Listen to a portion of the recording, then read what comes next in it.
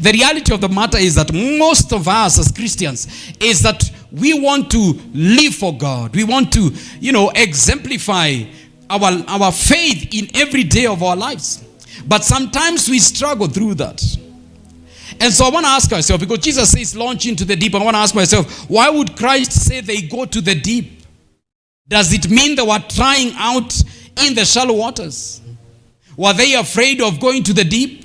There's an interesting verse in the book of Psalms 107 and from verse 14 there. The Bible says that they that do business in deep waters, they see the wonders of God in the deep. Psalms 107 and verse 14, it says, they that do business in deep waters, they see the wonders of God in the deep. I want to challenge us this morning.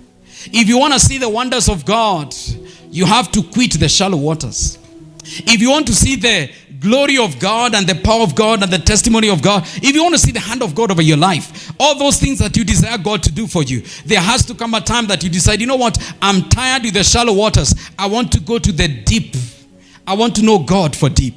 I want my prayer life to grow so that I can be able to, to have a deep prayer life. I want my devotion, my reading of the Bible, my study of the Bible. I want to be deep in the things of God.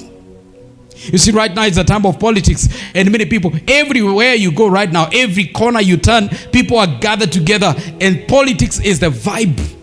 And people are deep in this thing. Some are commenting on it. Some have become professional commentators, street commentators about politics. And I wish we could be as passionate in the things of God.